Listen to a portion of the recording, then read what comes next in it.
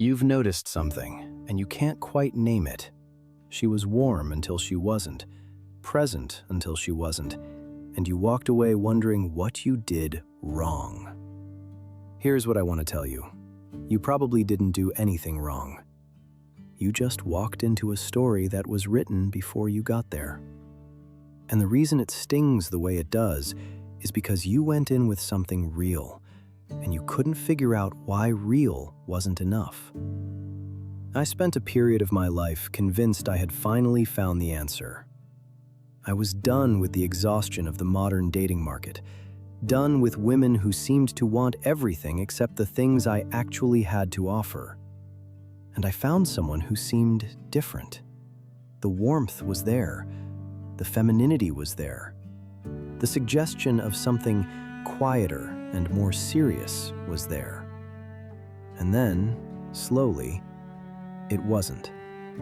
Not because she was dishonest exactly, but because what I was seeing was never quite her, and what she was seeing was never quite me.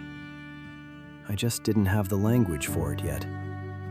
You weren't looking at a traditional woman. You were looking at a reflection of what you wanted to see, and she was looking at a reflection of what she'd been told to want. Two mirrors facing each other, infinite depth, zero substance. The culture had handed her a script about what a certain kind of Western man represents, and the culture had handed you a script about what a certain kind of woman represents. And when the two of you finally met as actual human beings with actual histories and actual expectations, neither script held. That's not a personal failure. That's a structural collision. And until you see it clearly, you'll keep mistaking the collision for rejection. Someone told you the answer was to understand her culture better. Learn the customs, show more patience, be more culturally aware. But sit with what that makes you in that equation, a student. And what does that make her? A subject. The advice is sincere, but it misreads the problem entirely. It treats a values problem as a knowledge problem. It assumes that if you just become more fluent, more deferential, something genuine will eventually unlock.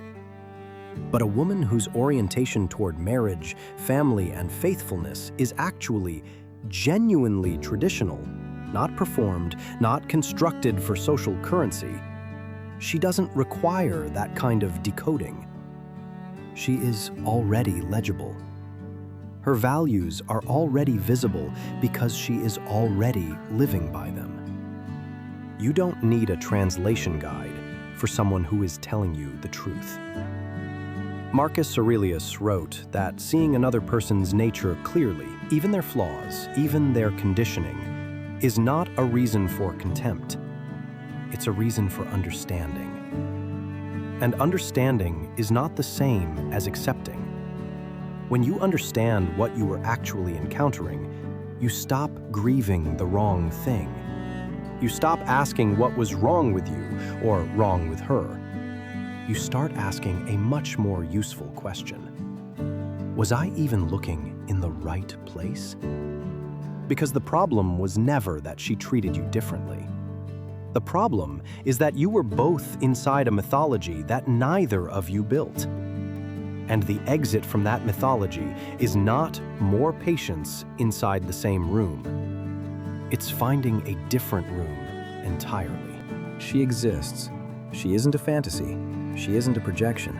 And she doesn't require you to decode her. She wants what you want. She's been waiting for someone serious, and she's not where the noise is loudest. In the next video, I'll show you exactly where men like you are actually finding her. The card is right there.